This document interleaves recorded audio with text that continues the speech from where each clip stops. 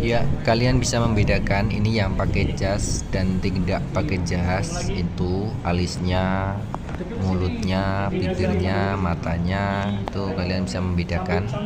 Itu yang pakai jas itu minggu pertama terapi, dan yang tidak pakai jas itu udah 2 minggu, udah mulai membaik, udah mulai bagus, sudah mulai bisa senyum, mulai bisa menutup mata. Yang tadinya mata kanan tuh tidak bisa dipejamkan, senyumnya hanya ke bagian kiri, yang kanan nggak bisa. Ya. Diajari cara memijatnya bagaimana, saya terapkan di rumah.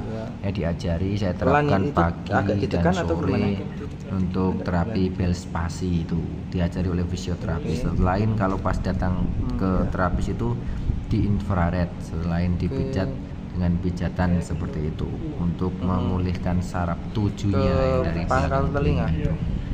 Nah, kayak gitu teman-teman. Ini di tempat terapi saya, di tempat terapi anak saya kemarin. Nah, saya lakukan di rumah seperti apa yang diajarkan oleh terapis. Tuh sudah mulai bisa senyum, yang kanan sudah mulai ini. Dengan minyak zaitun, saya menggunakan minyak zaitun sambil baca Quran, sambil sholawat, sambil zikir. Doakan teman-teman, anak saya itu belajar menghafal Al-Quran dari sekolahannya. Itu sudah hafal juz 30, dan sekarang mulai menghafal juz 1 kurang berapa lembar. Itu doakan mudah-mudahan segera bisa tes kembali. Itu yang pipinya itu bekas jatuhnya, terus di belakang kepala itu yang bagian kanan itu jendol sampai besar sekali. Saya sampai khawatir. Saya itu sampai ke Sarjito itu 2 kali, terus ke dokter saraf itu 2 kali, ke fisioterapi 2 kali, karena saya dirujuk. Waktu itu dirujuk anak saya. Tuh alisnya sudah bisa kan, sudah bisa menjamkan mata, sudah bisa tapi kurang dikit. Tapi alhamdulillah sekarang sudah sembuh. Ini saya menceritakan waktu tahun 2023 kemarin. Nah, ini waktu itu di infrared dan lain sebagainya, pokoknya di fisioterapi. Bagi yang kalian mengalami bel spasi, yang kelumpuhan pipi bagian kanan ataupun kiri, itu sebabnya apa? Kalau anak saya itu dari terjatuh, itu silahkan konsultasi ke dokter saraf, maka kalian akan diarahkan dan akan diterapi dan akan dikasih obat. Mudah-mudahan bisa segera sembuh. Kalau waktu itu saya ke Jogja itu di rongsen ke Sarjito, itu di rongsen, dilihat di CT scan bagaimana, tidak ada gangguan ataupun keretakan kepalanya, alhamdulillah alamin. Dan akhirnya bisa diterapi dengan terapi bel spasi ini. Bel spasi itu lumpuh pipi separuh.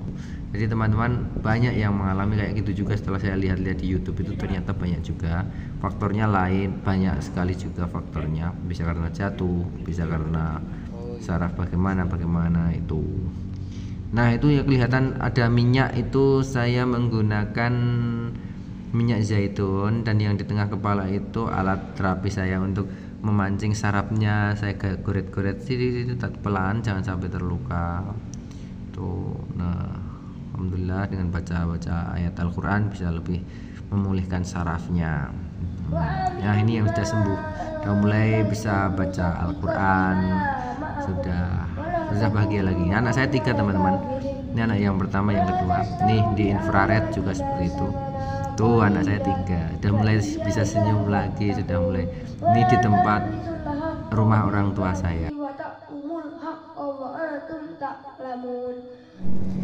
Ya, alhamdulillahirobbilalamin.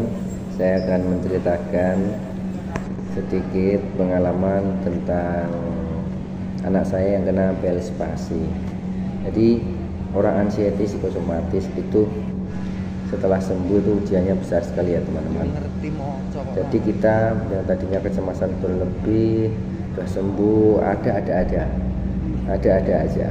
Kemarin itu ya, kalian bisa melihat nanti video yang tadi, yang kalian lihat tadi, itu adalah cerita anak saya kena bel spasi. Ceritanya begini, anak saya itu mau berangkat sekolah, itu kan karena saya sakit, waktu itu masuk angin, saya nggak bisa mengantarkan. saya pusing, saya minum obat, saya tidur. Saya baru tidur paling 4 jam. Terus saya ditelepon, istri saya jatuh dan masuk rumah sakit. Saya langsung lari, pusing saya langsung hilang, dan sudah di rumah sakit suruh rongsen, suruh CT scan karena terbentur di belakang kepala sini, itu sampai jundul besar gini ya kepala sini anak saya itu. Istri saya tuh di kakinya ini di dengkulnya itu sobek kanan kiri, dan alhamdulillah juga tidak masalah, sudah sembuh sekarang. Tapi anak saya juga sangat mengkhawatirkan karena saya orang yang kena anxiety psikosomatis ya, mantan penderita anxiety psikosomatis, itu saya cemasnya luar biasa. Dan akhirnya anak saya dirujuk ke Sarjito ya. Anak saya dirujuk ke Sarjito, sebenarnya sudah di CT scan sih di rumah sakit di daerah Gunung Kidul ataupun di wilayah Kabupaten Gunung Kidul, sudah CT scan dan hasilnya bagus. Tapi setelah sembuh, setelah beberapa hari kok saya lihat tuh anak saya kok nggak bisa senyum lah, senyum itu hanya separuh, ini senyum separuh gitu. Terus matanya nggak bisa dipejamkan satu, lalu naikkan alis gitu nggak bisa dua-duanya simetri, hanya satu. Ya seperti itu. Iya Bu. Iya. Ya seperti itu ya teman-teman. Jadi ceritanya begitu, dan bagi yang kalian kena spasi, kalian bisa datang ke fisioterapi atau ke dokter saraf. Nanti ada terapinya di situ, dikasih obat. Saya sampai ke bedah saraf karena memastikan CT scan-nya itu bagaimana, ada gangguan ke otak atau tidak, karena ada benjolan di sini terbentur dan mau benjol gitu. Ya teman-teman, itu ceritanya kenang-kenangan kemarin tahun 2023. Dan jangan sangka orang yang kena anxiety itu dengan diuji seperti ini alhamdulillahirobbilalamin, Gusti Allah menguji kita itu, kita semakin kuat, kita semakin berani, dan akhirnya alhamdulillah semua baik-baik saja. Kita bersyukur kepada Allah Subhanahu wa taala yang telah melimpahkan rahmat hidayahnya. Kita mengucapkan terima kasih, kita dikuatkan, disehatkan, tenang, nyaman, bahagia, sehat sempurna. Dengan izin Allah, kesehatan kita menjaga diri kita untuk tetap hidup dan panjang umur. Kita berani lagi, kita percaya diri lagi, kita dapat membahagiakan orang-orang yang kita cintai. Salam sehat jiwa dan raga dari Tombo Hati TV. Sampai jumpa di video-video selanjutnya. Semangat!